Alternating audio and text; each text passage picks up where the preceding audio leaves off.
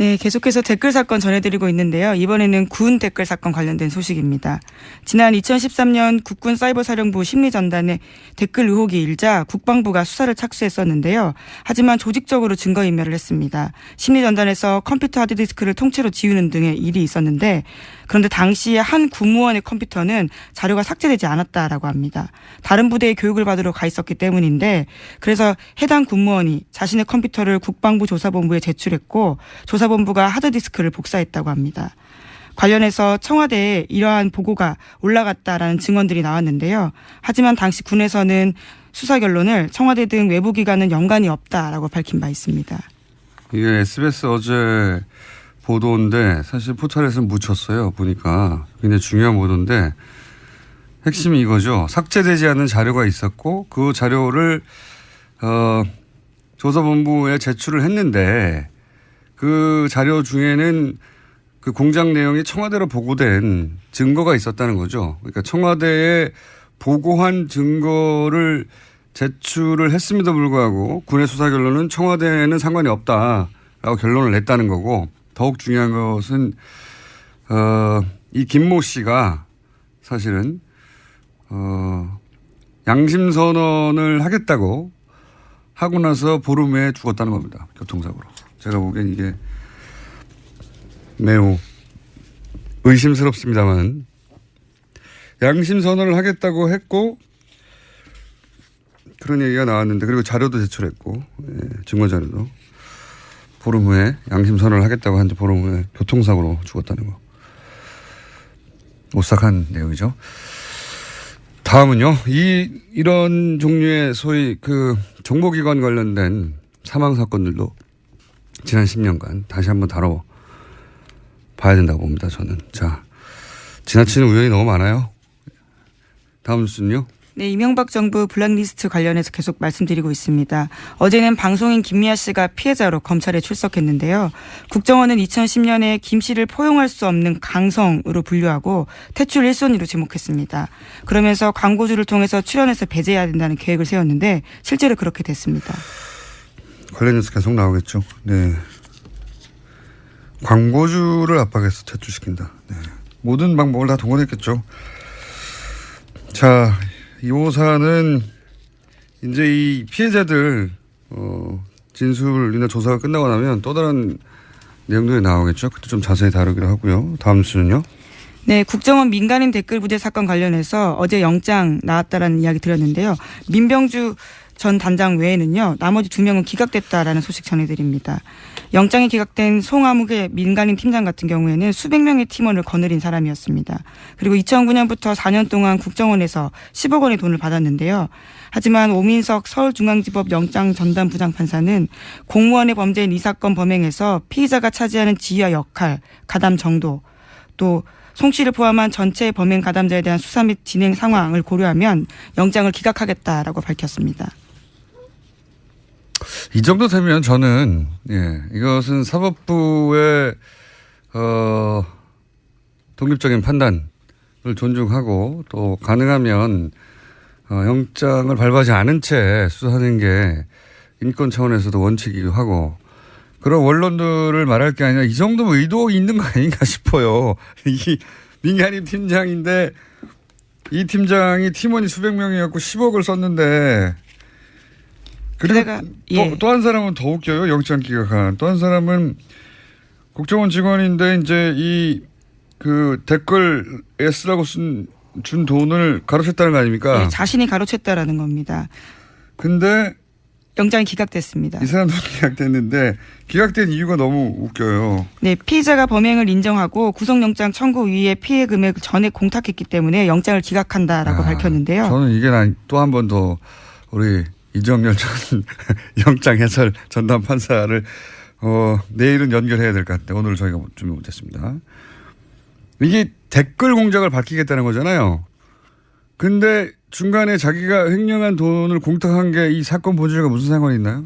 이게 무슨 사건이 무슨 피해를 입혀가지고 건물을 부셨다든지 어디 가게 피해 보상을 다투는 사건이 아니잖아요. 심지어 이 인사 같은 경우에는요. 검찰 조사가 임박하자 출국을 시도하기도 했었습니다. 하지만 출국 금지가 되어 있어서 못 나갔고 또 수사가 들어가자 자신의 휴대전화를 해지했다라고 합니다. 그러니까 증거인멸이나 도주 위험 다 있는 거던데 그 금액을 공탁했다는 게 난 너무 웃깁니다. 이게 경제 사범이나 또는 뭐 그럴 때 돈을 다투는 게 이 사건의 본질일 때 피해액을 이런 게 참작이 돼야지. 이거는 이 사람이 댓글 공작에 주요한 인물이었다는 거잖아요. 그 중에 돈을 횡령을 일부 했다는 거고. 야, 정말 저로서는 이해가 안 가는데 이거는 수사 방해 아닌가요? 저는 그렇게 생각이 되는데 거의. 자, 시간이 좀 남긴 했는데 오늘 미니가 있어요. 예, 양지열 변호사님 저 옆에 들어가서 이미 서 계시거든요. 네, 벌 세우고 있는데 제목만 읽고 끝내도록 하겠습니다. 네, 지난 15일에 오천 살인 사건 관계되어 있는 박용철 씨 유족이 진범을 찾아달라고 경찰청에 고소장 냈습니다. 관련해서 김정은 서울경찰청장은 기자간담회에서 사건이 내려오면 광역수사대에 배정하겠다라고 밝혔습니다. 네, 드디어 이제 재수사될 수 있겠군요. 이 사건을 이사하다고 했다가 제가 박근혜 정부 하에서 2년 6개월 구형을 받았어요, 제가. 근데 다 1, 2심 무죄 나지 않으셨습니까? 네. 네. 얼마나 힘들었는데요. 예. 감회가 남다른데 감옥에 보냈기 때문에 굉장히 어려운 사건이죠. 너무 많이 관련자들이 이미 사망했기 때문에 너무 늦었어요.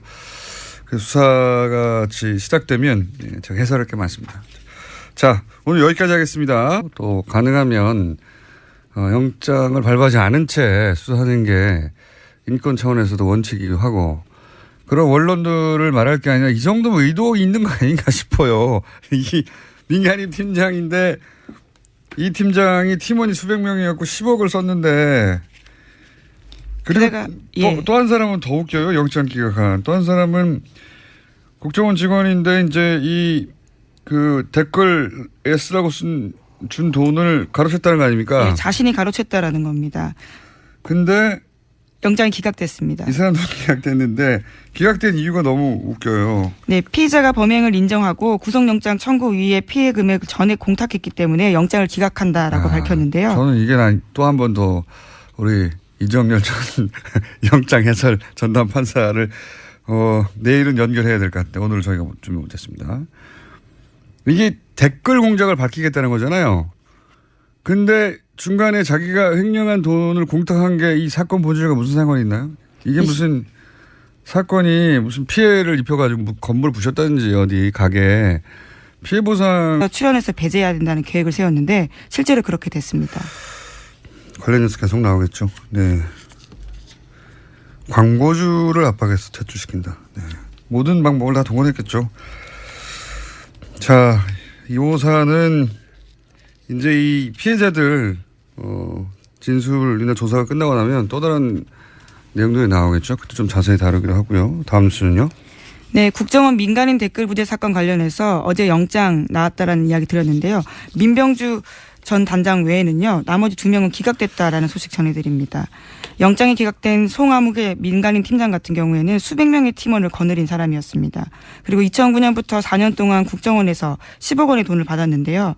하지만 오민석 서울중앙지법 영장 전담 부장판사는 공무원의 범죄인 이 사건 범행에서 피의자가 차지하는 지위와 역할, 가담 정도, 또 송 씨를 포함한 전체 범행 가담자에 대한 수사 및 진행 상황을 고려하면 영장을 기각하겠다라고 밝혔습니다. 이 정도 되면 저는 이것은 사법부의 독립적인 판단을 존중하고 네, 계속해서 댓글 사건 전해드리고 있는데요. 이번에는 군 댓글 사건 관련된 소식입니다. 지난 2013년 국군 사이버사령부 심리전단에 댓글 의혹이 일자 국방부가 수사를 착수했었는데요. 하지만 조직적으로 증거인멸을 했습니다. 심리전단에서 컴퓨터 하드디스크를 통째로 지우는 등의 일이 있었는데 그런데 당시에 한 군무원의 컴퓨터는 자료가 삭제되지 않았다라고 합니다. 다른 부대에 교육을 받으러 가 있었기 때문인데 그래서 해당 군무원이 자신의 컴퓨터를 국방부 조사본부에 제출했고 조사본부가 하드디스크를 복사했다고 합니다. 관련해서 청와대에 이러한 보고가 올라갔다라는 증언들이 나왔는데요. 하지만 당시 군에서는 수사 결론을 청와대 등 외부 기관은 연관이 없다라고 밝힌 바 있습니다. 이게 SBS 어제 보도인데 사실 포털에서는 묻혔어요. 보니까 굉장히 중요한 보도인데 핵심이 이거죠. 삭제되지 않은 자료가 있었고 그 자료를 조사본부에 제출을 했는데 그 자료 중에는 그 공작 내용이 청와대로 보고된 증거가 있었다는 거죠. 그러니까 청와대에 보고한 증거를 제출을 했음에도 불구하고 군의 수사 결론은 청와대에는 상관이 없다라고 결론을 냈다는 거고 더욱 중요한 것은 이 김모 씨가 사실은 양심 선언을 하겠다고 하고 나서 보름 후에 죽었다는 겁니다. 교통사고로. 제가 보기엔 이게 매우 의심스럽습니다만 양심 선언을 하겠다고 했고 그런 얘기가 나왔는데 그리고 자료도 제출했고 증거 자료도 보름 후에 양심 선언을 하겠다고 한 지 보름 후에 교통사고로 죽었다는 거. 오싹한 내용이죠. 다음은요. 이런 종류의 소위 그 정보기관 관련된 사망 사건들도 지난 10년간 다시 한번 다뤄봐야 된다고 봅니다. 저는. 자, 지나치는 우연이 너무 많아요. 다음 뉴스는요. 네, 이명박 정부 블랙리스트 관련해서 계속 말씀드리고 있습니다. 어제는 방송인 김미아 씨가 피해자로 검찰에 출석했는데요. 국정원은 2010년에 김 씨를 포용할 수 없는 강성으로 분류하고 퇴출 1순위로 지목했습니다. 그러면서 광고주를 통해서 을 다툰 사건이 아니잖아요. 심지어 이 인사 같은 경우에는요. 검찰 조사가 임박하자 출국을 시도하기도 했었습니다. 하지만 출국 금지가 되어 있어서 못 나갔고 또 수사가 들어가자 자신의 휴대전화를 해지했다라고 합니다. 그러니까 증거인멸이나 도주 위험 다 있는 거던데 그 금액을 공탁했다는 게 난 너무 웃깁니다. 이게 경제 사범이나 또는 뭐 그럴 때 돈을 다투는 게 이 사건의 본질일 때 피해액을 이런 게 참작이 돼야지. 이거는 이 사람이 댓글 공작에 주요한 인물이었다는 거잖아요. 그 중에 돈을 횡령을 일부 했다는 거고.